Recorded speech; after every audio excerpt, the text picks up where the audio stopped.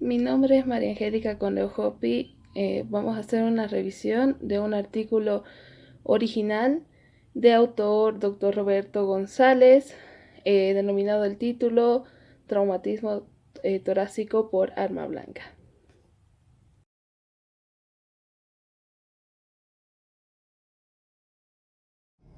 Como introducción vamos a tener que las muertes por traumatismos van a ocupar el tercer lugar en la población adulta. Sin embargo, va a ser el primero en menores de 40 años, siendo que el traumatismo torácico va a ser causante de la mortalidad en un 20 a 25%. Característicamente, los traumatismos torácicos se van a clasificar en penetrante y contuso. Las dos principales formas de mecanismos van a ser la agresión y la autoagresión. Como objetivo, este estudio ha tenido el describir las características, índices, gravedad del traumatismo, mortalidad, morbilidad y factores asociados a la mortalidad en pacientes hospitalizados por traumatismo torácico por arma blanca. En cuanto a los materiales y métodos de este artículo, se realizó un estudio analítico de corte longitudinal en un periodo de enero de 1981 a diciembre del 2017.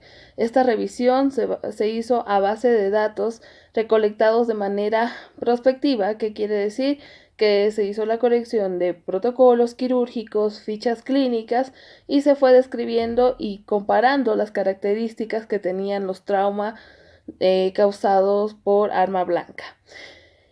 También como datos que usaron como variables, tuvo en cuenta la edad, el sexo, características clínicas, mecanismos, mortalidad, morbilidad y gravedad de traumatismo como tal. En cuanto a la mortalidad, se consideró las muertes por síndrome de respuesta inflamatoria sistémica, y la principal lesión torácica fue aquella que se consideraba que tuvo mayor atribución a la causa de mortalidad. En cuanto a los resultados, va a haber un total de casos de 4.163, de los cuales solo se toman en cuenta 2.290 que fueron traumas torácicos causados por arma blanca. Esto quiere decir que fue el 55%. Sin embargo, se descartan 4 casos ya que no estaban en el margen de rango de edad, que vendría siendo un total de 2.286 casos. En cuanto al rango de edad como tal, se presenta desde los 15 años hasta los 83, sin embargo, predominantemente con una media de 25. El sexo más predominante fue el sexo masculino en comparación al femenino, con un total de casos del 93,2%, que vendrían siendo 2.131 casos, a comparación de los 155 que presentaban el sexo femenino. En cuanto a la variable del mecanismo, se toman dos en cuenta, que vendría siendo la agresión y la autoagresión. En cuanto a la agresión, tuvo un rango de 98.3%, que vendrían siendo los 2.246 casos, en comparación a la autoagresión, que fueron solo 22. El sitio del traumatismo mayormente fue en vía pública, ya que estos se presentaron en un 84%, es decir, 1932 casos. El tipo de trauma más que todo fue aislado, ya que contó con el 89% de los casos, y estos fueron alrededor de 2035. Continuando, vamos a tener que los hallazgos o lesiones torácicas más frecuentes fueron el neumotórax, con un 64% de los casos, que fueron alrededor de 1.473, y el hemotórax no masivo, que vino siendo el total de 1.313 casos, que vendría siendo el 57% de los contabilizados. En cuanto a lesiones extratorácicas asociadas, solamente hubieron con mayor frecuencia las abdominales y en las partes blandas. En abdominales tendríamos el total de 6,1%, que fueron alrededor de 140 casos, y en partes blandas solo 56 casos, que figuran el 2,3%. En cuanto a tratamiento torácico definitivo, se toman en cuenta dos: el invasivo y el médico exclusivo. El invasivo mediante pleurotomía exclusiva y cirugía torácica, siendo que la pleurotomía exclusiva es de mayor predominancia en 1915 casos, alrededor del 83.8%.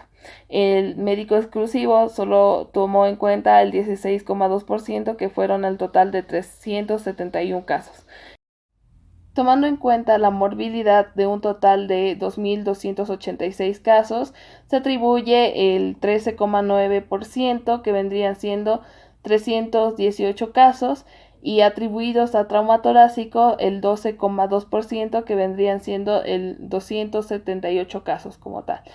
En cuanto a morbilidad, fueron 32 casos de decesos causados mayormente por shock hipovolémico de 19 pacientes, que vinieron siendo el 59,4%.